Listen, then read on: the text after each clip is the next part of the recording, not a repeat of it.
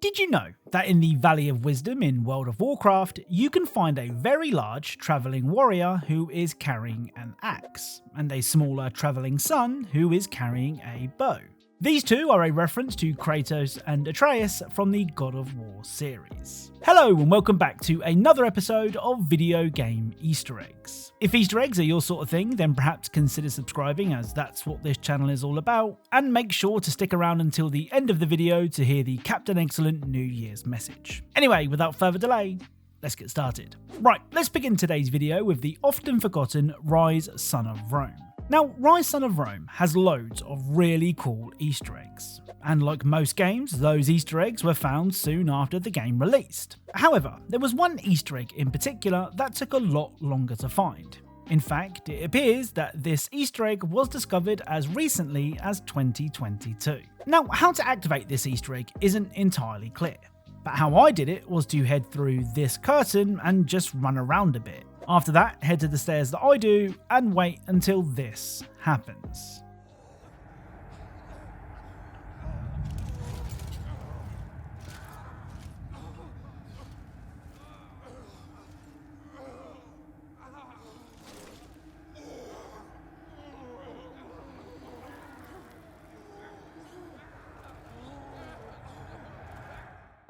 So if you wait long enough, eventually an elephant, flanked by two exotic dancers, will appear on the balcony. Like I said, I'm not entirely sure what triggers this Easter egg to happen. I mean, I went into the little side room loads of times, but it only worked on the occasion that you just saw. So perhaps that's why it went undiscovered for so long. Up next are a bunch of really cool Easter eggs from the excellent tower defense game, Kingdom Rush Origins. First up, in level 4, if you click the vine that I do, this will happen.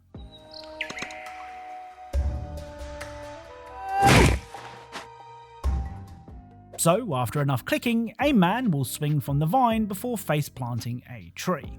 This is of course a reference to the 1997 Brendan Fraser classic, George of the Jungle. Next up, on level 12, if you pay attention to this vine, eventually a familiar face will appear.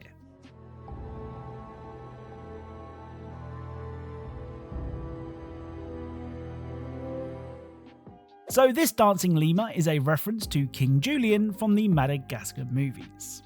I like to move it, yeah, I like to move it! The next Kingdom Rush Origins Easter egg is really well hidden. If you click the bush that I do on the 3rd level of the game's expansion, this will happen. Meep, meep. So Looney Tunes' favourite Roadrunner will run from the bush and through a tunnel, whilst Wile E. Coyote will attempt to prevent his escape, only to fail once again. The final Kingdom Rush Origins Easter egg for today's video references more than one other video game. When playing level 5, you can click the bushes on the stage to give them a quick trim. The games referenced here are the piranha plants from Super Mario, the worms from Worms, the thumbs up Fallout guy from Fallout, and a lemming from Lemmings. Now, there are two characters that I don't recognise, the first one being this spear throwing man, and the other being this guy. No doubt one of you will know who these two are, and if you do, please let me know in the comments down below. Up next is our Overused Video Game Easter Egg of the Week, the segment where we take a look at one Easter egg that has been referenced to death in video games. Today's Overused Easter Egg of the Week can be found in the Elder Scrolls Online. During the game's tutorial, you can find this.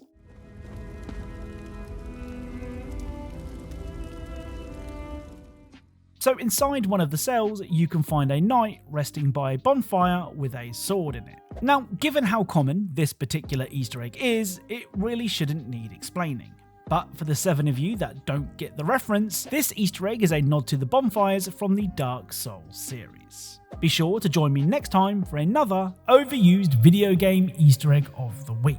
Next up is Daymare 1994 Sandcastle. Now, Daymare 1994 is a sequel to Daymare 1998, a game that has featured a lot on this channel before thanks to its large number of pretty decent Easter eggs. And after having spent a couple of hours with Daymare 1994, I think I've already found a reference. Early on in the game, you can find this.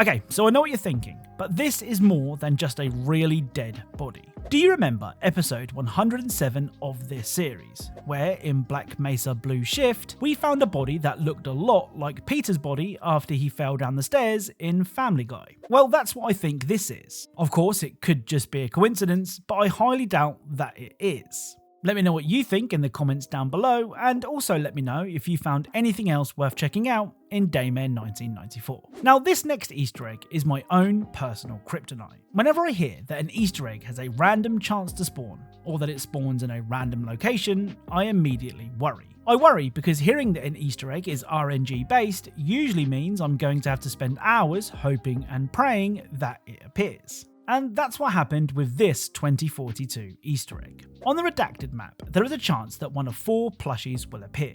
Now, thanks to some really helpful creators who have made guides on the plushies' locations, you'd think that they'd be easy to find. Well, you would be kind of right. I only had to check 6 different locations before I found this guy.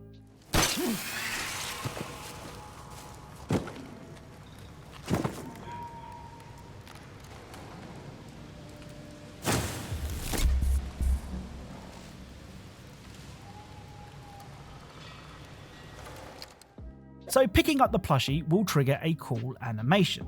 The thing is, after my encounter with the crab, I couldn't find any more. Now, after finding a plushie, you are supposed to restart the map, as only one plushie can be found in each game. But even after restarting the map multiple times, I couldn't find the shark, the penguin, or the dinosaur. Still, finding my crabby friend after just 6 attempts is pretty good going. And if you want to put yourself through the hell of looking for all 4, I will leave a link to a guide in the description. Up next is Call of Duty Warzone, with a really cool Christmas Easter egg. Now, I'm not a regular player of Warzone, but from what I can gather, Krampus was in Warzone a couple of years ago, and I don't think players liked him very much. Well, this year he once again makes an appearance, but he has definitely seen better days. If you head to this location on the Urzikstan map, you can find this.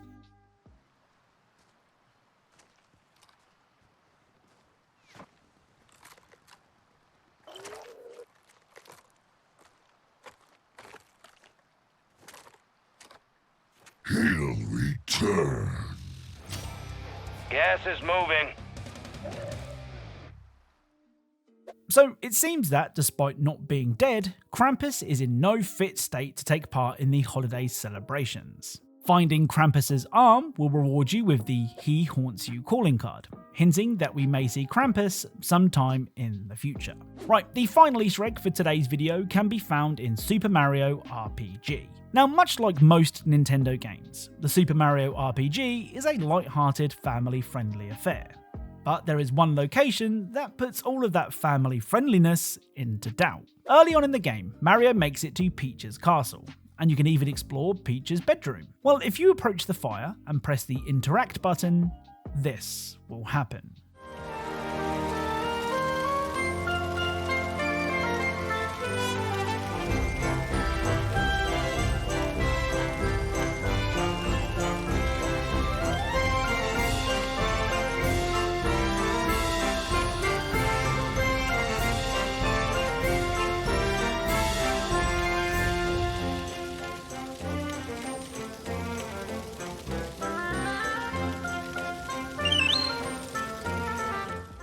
So Mario will find Peach's... well, we don't really know what he finds. What we do know is that it's secret enough for someone to come running over and to offer you a mushroom to leave immediately. Now, as mentioned, we cannot be sure what Mario found, but all I'm saying is the life of a princess can be a lonely one, if you get what I mean.